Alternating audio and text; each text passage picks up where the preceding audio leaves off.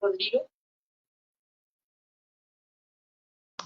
Dios les bendiga, hermanos, en el glorioso nombre de nuestro Señor Jesucristo. Dios nos da este privilegio para glorificar y exaltar su nombre y ponernos en este lugar tan alto. Bendito sea el Señor para anunciar su palabra, ese mensaje que Él por su misericordia nos concede. Traemos esta reflexión, ojalá no les parezca muy corta o muy larga, pero es lo que el Señor nos ha dado. Vamos a hacer una lectura del Salmo 139, 15, que dice: no fue encubierto de ti mi cuerpo, bien que en lo oculto fui formado y entretejido en lo más profundo de la tierra. Mi embrión vieron tus ojos, y tus libros estaban escritas todas aquellas cosas que fueron luego formadas. He titulado esta reflexión como en lo profundo de Dios, como en lo profundo de Dios se manifestó en carne. Sin duda alguna, este verso del Salmo 139:15 es una profecía hermosa del salmista David, de cómo ese Dios que en esencia es espíritu, tal como enseñó el mismo Jesús en el libro de Juan 4:24, que nos dice de una manera precisa que Dios es espíritu. Trato con esta pequeña reflexión de llevar ese mensaje de cómo ese Dios grande y poderoso se manifestó en carne. Si nos vamos al libro de Génesis, en el capítulo 1, verso 1, comienza afirmando que Dios, o sea, el que es espíritu, en el principio creó los cielos y la tierra. Y ese Dios que es espíritu, tal como se lee en el verso 2 de ese capítulo 1 de Génesis, dice que el espíritu, o sea Dios, se movía sobre la faz de las aguas. Y dijo Dios: sea la luz, y fue la luz. Y así vemos cómo ese Dios, que ese espíritu, fue creando todas las cosas con la palabra. Algunas traducciones han cambiado el texto de la palabra por el concepto del verbo, y aún peor, de manera arbitraria predican que el verbo, o sea, la palabra, era una persona distinta y divina. Incluso la traducción de la Biblia católica Dios habla hoy desbordó la verdadera doctrina, la propia palabra de Dios, y en lugar de escribir lo que realmente traducen los textos originales de la Biblia, en el capítulo 3, en primera de Timoteo 3:16, cuando dice Dios se manifestó en carne, lo alteró y se escribió en ese capítulo: Cristo se manifestó en carne. No fue Cristo, fue Dios. De pronto para muchos eso pase desapercibido, pero ese cambio tiene una connotación, y la connotación es negar que Dios se manifestó en carne, para precisar que el que se manifestó en carne fue Cristo, para dar a entender que Cristo preexistía junto con el Padre desde antes de la fundación del mundo, y negar que quien se manifestó en la carne fue Dios. Con ello darle una consistencia al concepto de la doctrina de la Trinidad, inexistente en la Biblia, siguiendo doctrina o enseñanza que por primera vez hizo un abogado llamado Tertuliano en el año 213 en un libro que se tituló Adversus Praxean, que fue este ciudadano quien por primera vez planteó que Dios estaba en tres personas. Y precisamente un seguidor suyo, el obispo Orígenes, entre los años 230 y 250, fue el que por primera vez dijo que quien se había manifestado en carne había sido el Hijo y no el Padre. Esto entonces, como para sustentar la existencia de una Trinidad inexistente en la Biblia. Encontramos entonces en la Biblia a un Dios creador que hizo todas las cosas con su palabra, excepto desde luego al hombre que lo hizo con sus manos. Aleluya. Semejante a él. Pero ¿en qué podría ser semejante el hombre a Dios si ese Dios es espíritu? Dice la Biblia, en la capacidad de razonar qué es lo bueno y qué es lo malo. Ese libre albedrío que no tienen los animales, lo tiene el hombre. Esa capacidad de pensar, de crear, de analizar las cosas, es propia del hombre. Y en eso podemos decir que Dios nos hizo similar en él, en que podemos saber qué es lo bueno y qué es lo malo.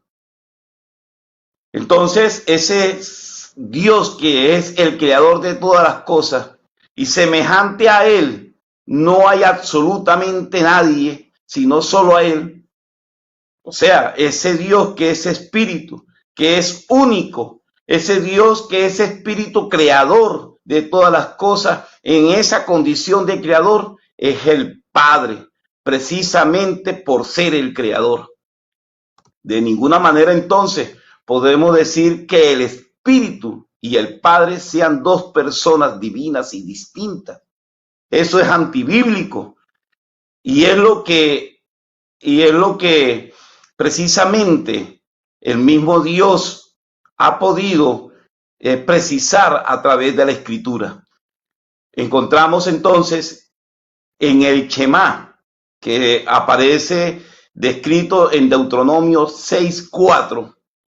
Oye Israel, Jehová nuestro Dios, Jehová uno es. Algunas versiones de algunas Biblias dicen, oye Israel, el Señor nuestro Dios, el Señor uno es. Ese uno no es de manera alguna un uno compuesto, como dicen ahora los que profesan la doctrina de la Trinidad. No, hermano, ese uno es uno de único, de un uno absoluto. Dios es uno, aleluya. Por eso nosotros somos privilegiados de haber tenido esa revelación hermosa que por misericordia, que por gracia nos dio Dios. Tenemos un Padre creador que creó para sí al hombre, para que le adorase. Dios no creó al hombre para salvarlo. El propósito de la salvación es producto del pecado del hombre. El hombre pecó contra Dios y por ese pecado se levantó un muro entre Dios y los hombres.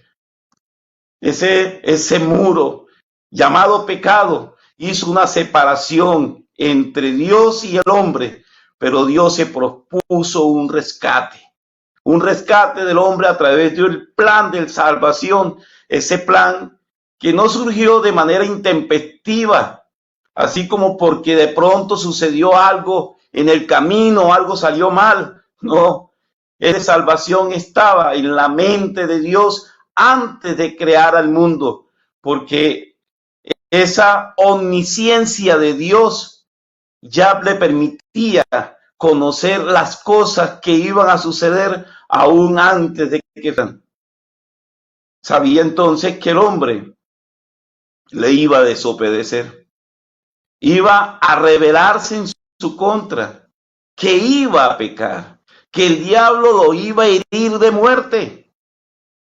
Y como una herencia ese pecado pasó de unos a otros.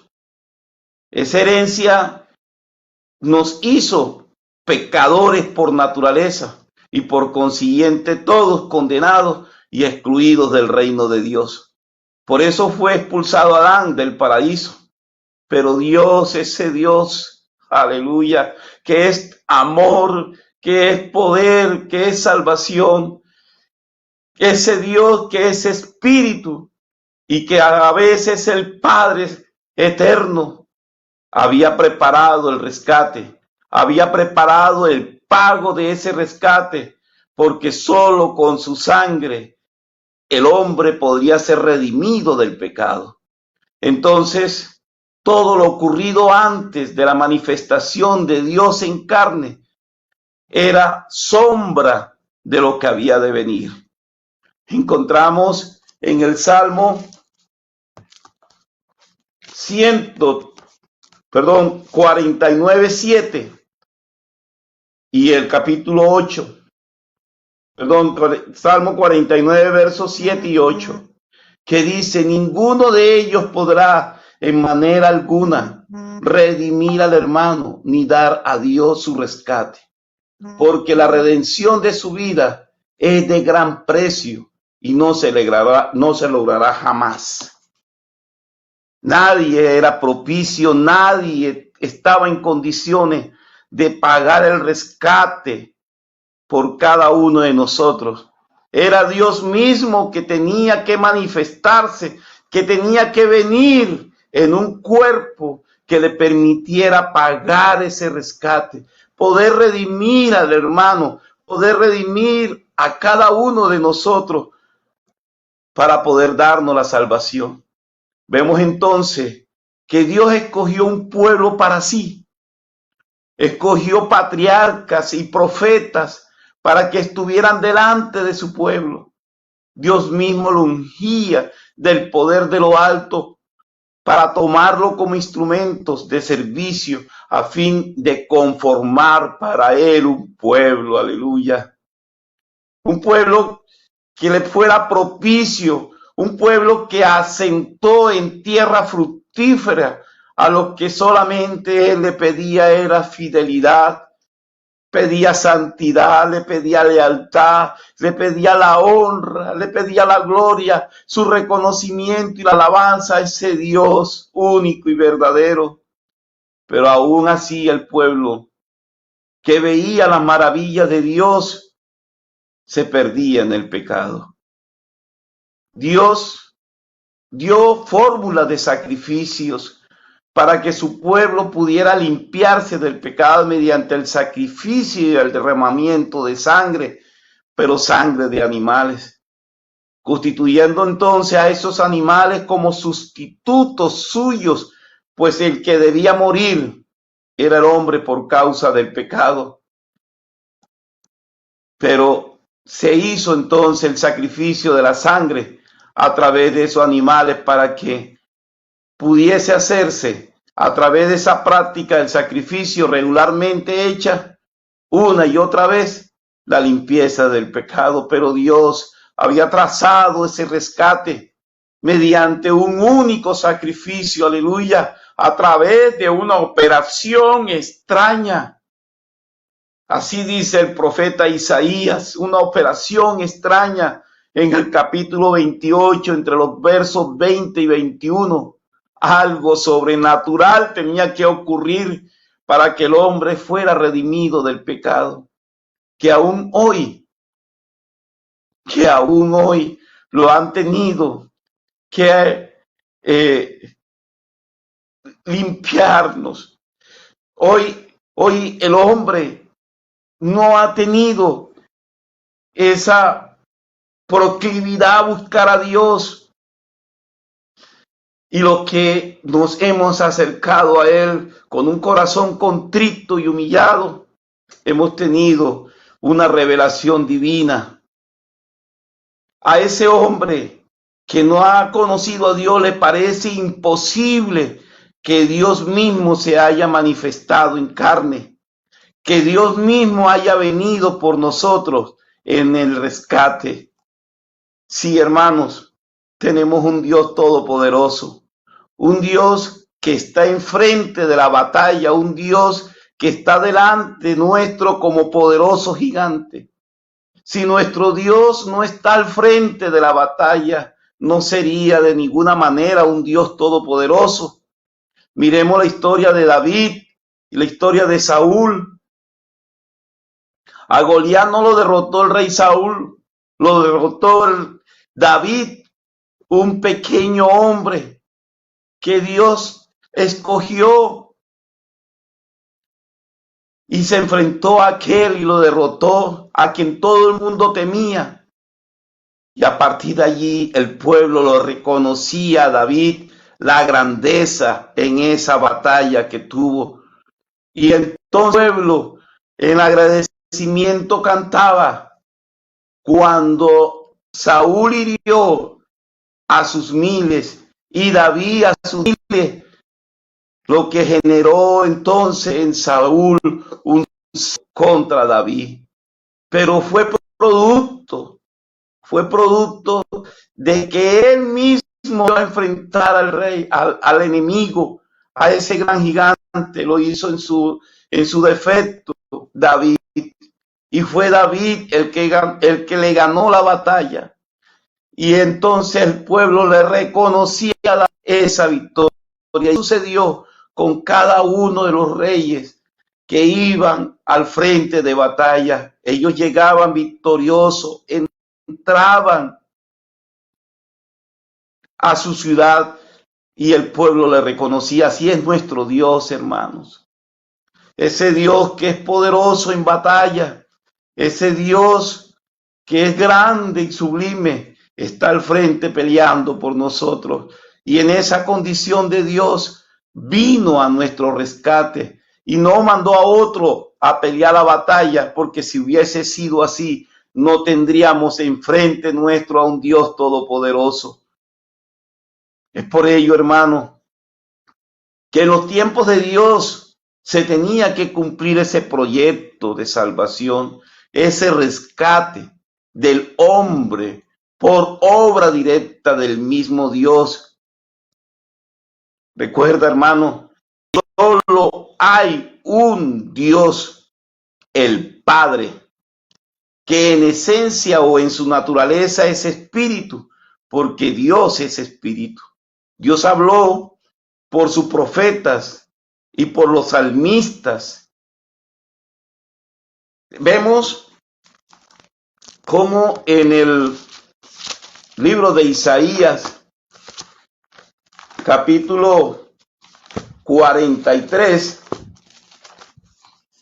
10 y 11, que nos dice el mismo Señor a través del profeta: vosotros sois mis testigos y mi siervo que yo escogí, para que me conozcáis y creáis y entendáis que yo mismo soy. Antes de mí no fue formado Dios, ni lo será después de mí. Yo Jehová, y fuera de mí no hay quien salve. Entonces, hermanos, Dios es único y no hay otro semejante a él, otro Salvador. Y es esta la potísima razón por la cual Dios mismo empieza a revelar a través de Isaías de qué manera Dios mismo vendría a nuestro rescate o salvación. Encontramos entonces profecías no solamente de Isaías, sino de Zacarías y otros profetas menores. Encontramos profecías como la que dice Isaías 33, 22. Porque Jehová es nuestro juez, Jehová es nuestro legislador, Jehová es nuestro rey. Él mismo nos salvará. En Isaías 35, 4 dice: decid a los de corazón apocado, esforzaos, no temáis. He aquí vuestro Dios viene con retribución, con pago. Dios mismo vendrá y nos salvará. Aleluya. Más adelante, en el verso 52, 6, Dice en el libro de Isaías: por tanto mi pueblo sabrá mi nombre, por esta causa en aquel día, porque yo mismo, he aquí estaré presente. Oh, alabado sea el nombre de Jesús, que Él tuvo misericordia para con cada uno de nosotros y podernos dar esta salvación hermosa que hoy podemos decir en el nombre de Jesús por su gracia. El profeta Ezequiel en el libro, en el capítulo 34, versos 11 y 12, dice: porque así ha dicho Jehová el Señor: he aquí, yo mismo iré a buscar mis ovejas, las reconoceré como reconoce su rebaño el pastor el día que está en medio de sus ovejas esparcidas. Así reconoce mis ovejas, así reconoceré mis ovejas, las libraré de todos los lugares en que fueron esparcidas el día del nublado y de la oscuridad. Oh, hermano, qué hermoso es nuestro Dios. Por ello Jehová es nuestro pastor, tal como se lee en el Salmo 23, y solo hay un solo buen pastor. Sin embargo, al manifestarse Dios en carne, Jesús es el buen pastor. Esto ratifica, hermano, qué gran pastor, ese buen pastor del Antiguo Testamento es el buen pastor del Nuevo Testamento cuando se hizo carne, cuando se manifestó para dar nuestra salvación. Es incontrovertible esa promesa que Dios reveló a los profetas. Es más, no solamente dijo que Él vendría a salvarnos, sino que todo ojo le iba a ver. En Isaías 45 dice: y se manifestará la gloria de Jehová, y toda carne juntamente la verá, porque la boca de Jehová ha hablado. En el libro de Zacarías, en los versos 9 al 16, pero vamos a hacer breve. En el verso 9 y en el verso 14 dice: alégrate, hija de Sión, dad voces de júbilo, hija de Jerusalén. He aquí tu rey vendrá a ti, justo y salvador, humilde y cabalgando sobre un asno, sobre un pollino hijo de asna. Y en el 14 dice: y Jehová será visto sobre ellos. Alabado sea el nombre de Jesús. ¿Cómo entonces Dios podía ser visto si Él es espíritu, tal como enseña la Biblia? La Biblia también dice que a Dios nadie le ha visto jamás. Pero ahí precisamente se refiere es a que a Dios como espíritu, que es fuego consumidor, nadie le puede ver y nadie le ha visto jamás en esa condición. Pero encontramos en la Biblia unos eventos donde Dios sí fue visto. El primero de ellos, Abraham. Cuando Abraham fue abordado por 3 hombres que incluso llegaron a comer con él. Uno se quedó con Abraham y 2 se fueron a destruir a Sodoma y Gomorra. Aquel que quedó con Abraham, de él recibió la promesa de su mujer, quien avanzada de edad quedaría embarazada. Allí Abraham dijo haber visto a Dios. También cuando Jacob lo afirma que luchó contra Dios en el Peniel por una bendición, dijo Abraham: vi a Dios cara a cara. Manoah fue otra experiencia con su esposa, dijo que morirían porque habían visto a Dios. Oh, aleluya. Esa manifestación que se les apareció a Abraham, a Jacob y a Manoah, era una manifestación temporal de ese Dios que es espíritu, de ese Dios que es el Padre, como las teofanías de Dios. Dios creó ese cuerpo teofánico para que el espíritu habitara de manera temporal en él, para poder ser visible a los hombres y para poder interactuar con ellos como uno de nosotros. Dios, o sea, el Espíritu que es el Padre. Yo recalco cada vez esto para que nos quede aquí guardado que ese Espíritu es el Padre. Estaba en ese cuerpo teofánico, pero no por ello Dios dejó de estar en los cielos. Su poder no podía limitarse a ese cuerpo teofánico. Tampoco Dios dejó de ser Dios por ser el ángel de Jehová, como se llamó a esa teofanía. No, mis hermanos. Dios es inmutable. Me refiero a ese que es espíritu, que es Dios. Él no cambia. Él es ilimitado, Él lo llena todo y Él es omnipresente, como se titula ese capítulo 139 de los Salmos. Así como estaba en ese teofánico del ángel de Jehová, Dios seguía estando en los cielos. Él seguía llenándolo todo porque Él lo llena todo. Él seguía siendo Dios, Él seguía siendo el Padre, Él seguía manteniendo esa esencia, esa naturaleza que es espíritu.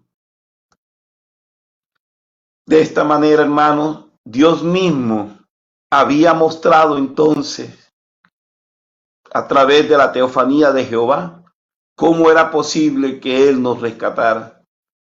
Porque para sí quería un pueblo que la adorara, un pueblo, una iglesia que le glorificara, una iglesia por salvar.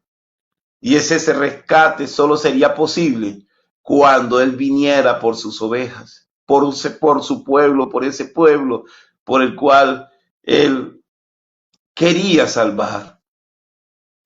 Él mismo vendría a pagar entonces el rescate o redención. Solo era posible entonces para poderlo hacerlo mediante el derramamiento de sangre. Él no mandó a pagar al rescate a nadie. La Biblia no lo dice. La Biblia, por el contrario, dice que Él mismo vendría y no otro a salvar a este pueblo. Entonces, cuando Él mismo Dios anuncia a través de los profetas y de los salmistas de qué manera se manifestaría para nuestro rescate, Él empezó a anunciar a través del profeta Isaías, aleluya, cómo era que Él vendría.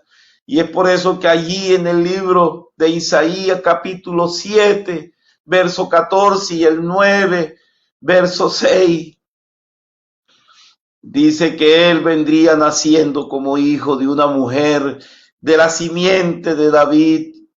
Y como hijo sería dado, sería manifestado, porque dar es manifestar. Es decir, que nacería como hijo.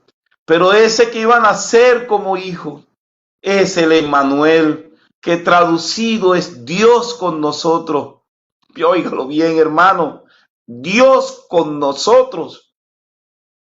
No era otro, era el mismo Dios.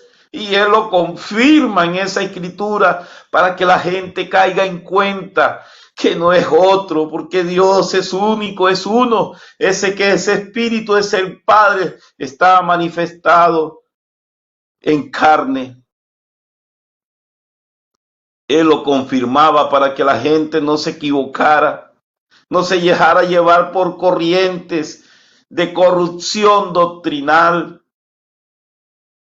para que no hubiese error, para que la gente no pensara que era otro que nacía o simplemente un hombre designado por Dios, como dicen los arrianos, hoy testigos de Jehová. No, hermano, era el mismo Dios con nosotros, como dice la Escritura, que nacía en la forma de un hijo, porque era su manifestación en carne. Recuerde que él así se llamó de manera diferente cuando se manifestó en las teofanías. Tomó el nombre del ángel de Jehová. Aquí él, que era el mismo, no en un cuerpo creado, sino que se formó en el vientre de esa mujer, se daba como hijo. Además dice que ese que nacía como hijo es nuestro consejero. Y me pregunto, ¿quién puede ser consejero sino aquel que lo sabe todo? Nadie puede dar un consejo sino aquel que conoce los asuntos. Y Dios lo sabe todo, hermano. Por eso es nuestro consejero. En Romanos 11:34 dice, ¿quién entendió la mente del Señor?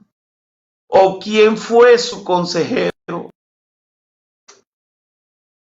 ¿Quién fue el consejero de Jesús? ¿Quién? Él es Dios. Aleluya. Ese que nacía lo afirma, lo confirma el mismo Dios a través del profeta. Es admirable. Así dice en Isaías 9:6. Me pregunto, ¿quién es admirable? ¿O a quién se llama admirable en la Biblia? ¿O se autollama admirable? Cuando Dios se le presentó como el ángel de Jehová a Manoa y a su esposa, su mujer, padres de Sansón, le preguntaron a él, al ángel de Jehová, como para confirmar lo que ellos ya sabían. Ellos le preguntan al ángel de Jehová quién era.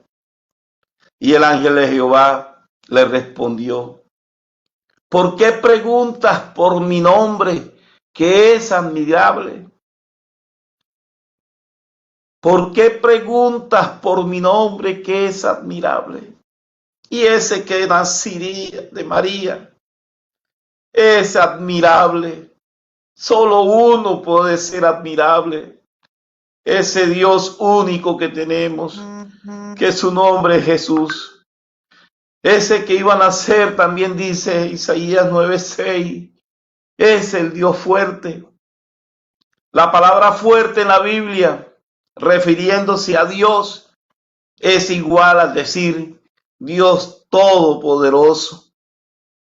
En un reino no pueden haber dos señores, dos todopoderosos, dos reyes. Ya todos sabemos la enseñanza bíblica sobre servir a dos señores.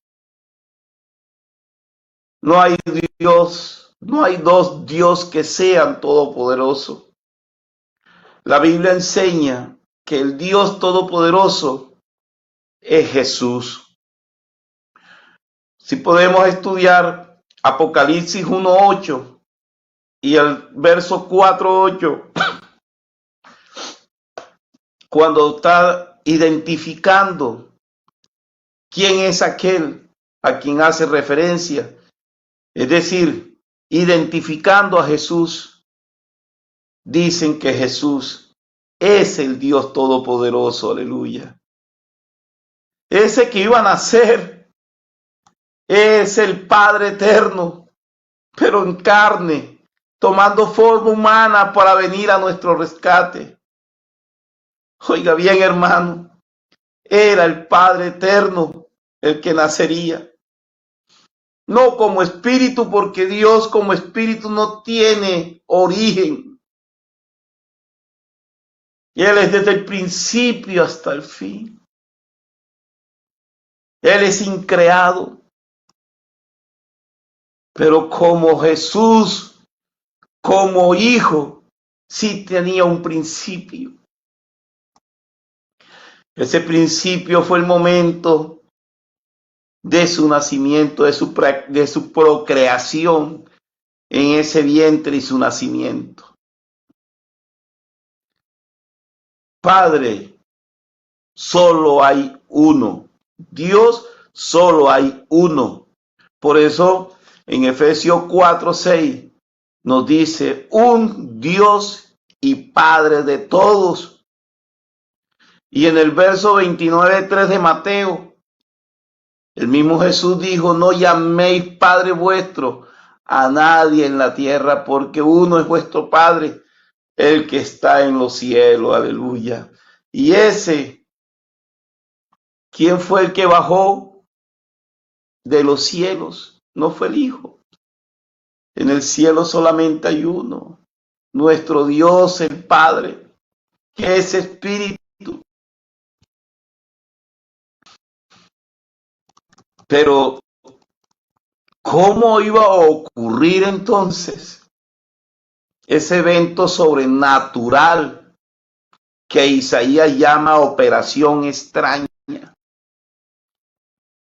Enseña la Biblia que el ángel de Jehová le aparece a María para anunciarle que sería la mujer que Dios tomaría para manifestarse él mismo en ese propósito de rescate, en ese propósito de salvación.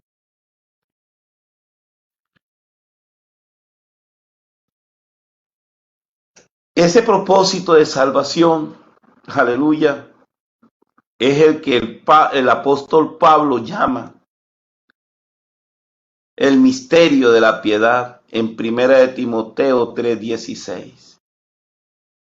Algunos han querido cambiar inclusive el texto de 1 Timoteo 3:16. Vea, hermano, yo los invito a ustedes a ser investigadores de la palabra, porque la palabra la tuercen.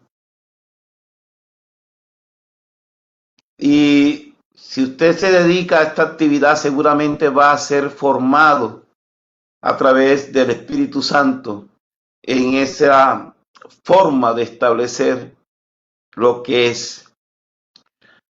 Hay una página que se puede conseguir en internet que se llama Bibliotodo. Allí usted entra y encuentra los textos receptus. Y en los textos receptus, usted entra a 1 Timoteo 3:16 y trae unos numeritos en la parte superior. Y en la parte superior, cuando usted pone el puntero allí o de dar clic con el dedo si es por celular, para activar lo que dice ahí, ahí le sale el significado de esa palabra griega. ¿Qué es lo que quiere decir? Y ahí dice que se manifestó carne fue Dios. Y Dios solo es uno, el Padre, dice la Biblia. Entonces, no se deje llevar porque algunas versiones, como dije anteriormente, en la Biblia Dios habla hoy. En ese verso dice que el Cristo fue el que se manifestó en carne. Y eso es totalmente ajeno a la palabra de Dios.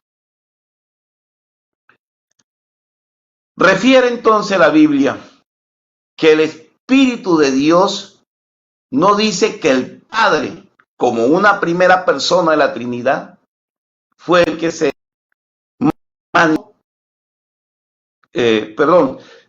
que el Hijo, como una segunda persona de la Trinidad, fue el que se manifestó en carne. No, la Biblia dice que fue el Padre el que se manifestó en carne. Por eso esa carne estaba sujeta al Padre. Aunque era Dios, la carne se sujetaba al Padre. Por eso es que vemos a un Dios, a un Jesús clamando al Padre, sujetándose. Hermanos, el que cubrió a María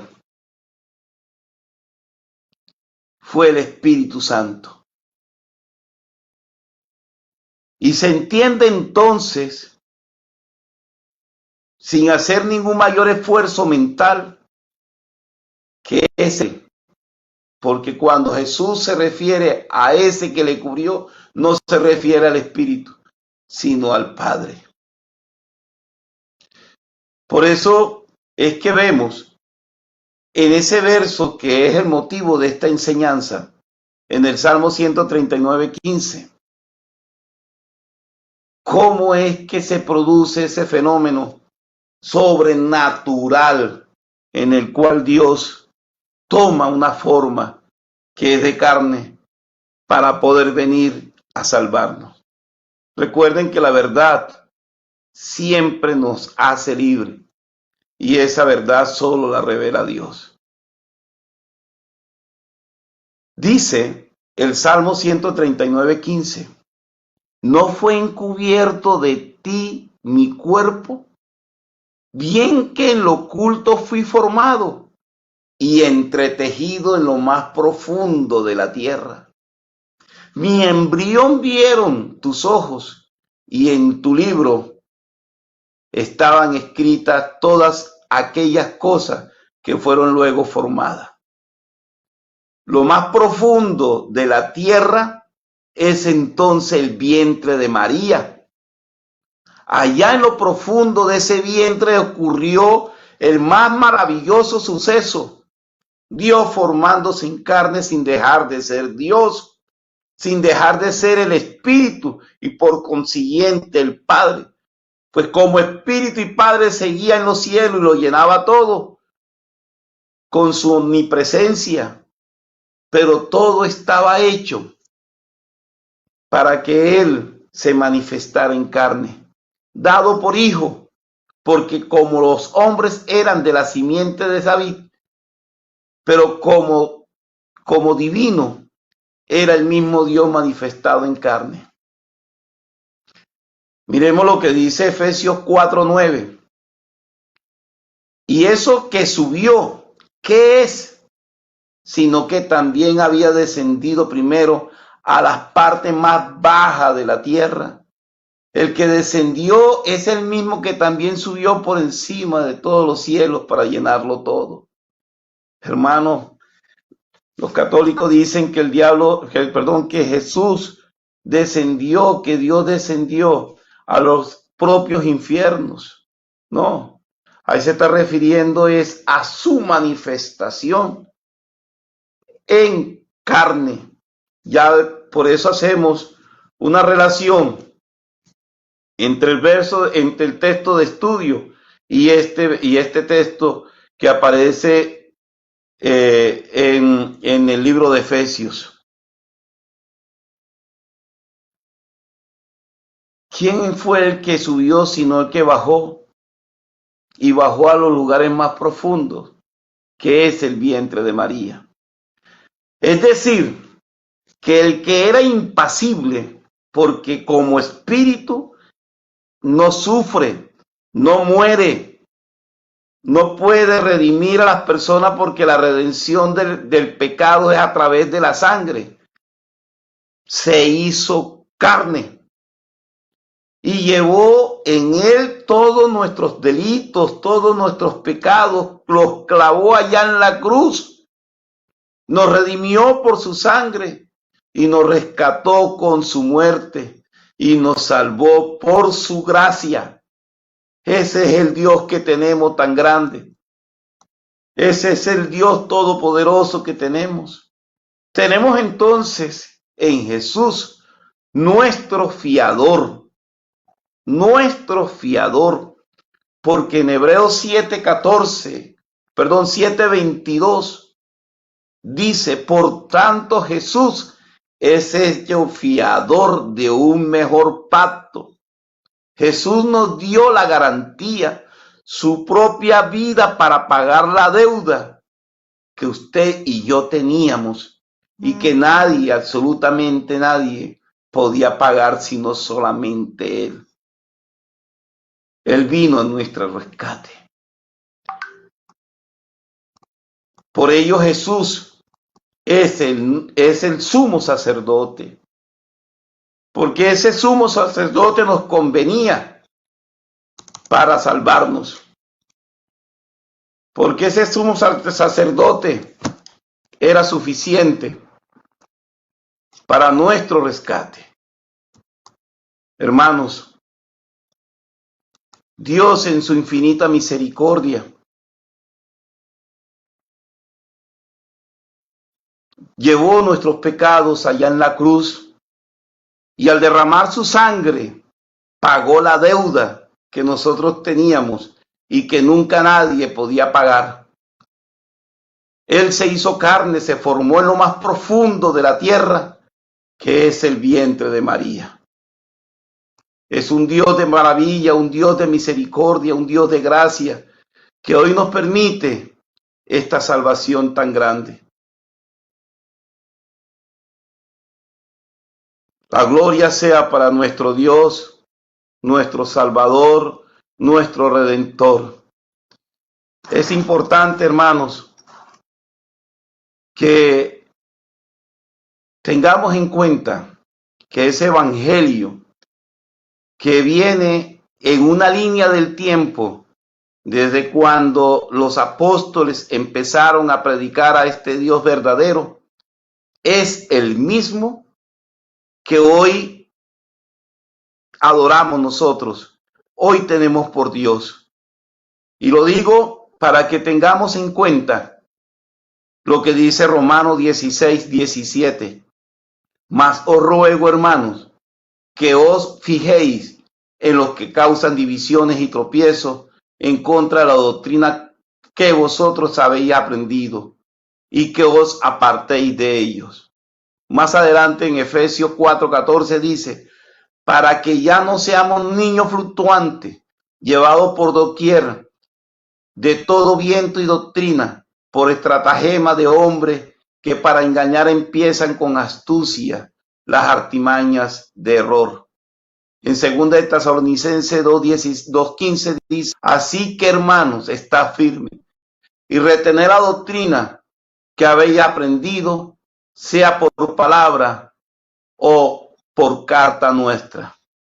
Ese Dios maravilloso, poderoso, que vino a nuestro rescate, se manifestó en y luego de vencer la muerte, subió a los cielos en un cuerpo glorificado y lo veremos venir para llevarnos con él en aquel glorioso día en que él se manifestará a su iglesia para celebrar con ella las bodas del Cordero.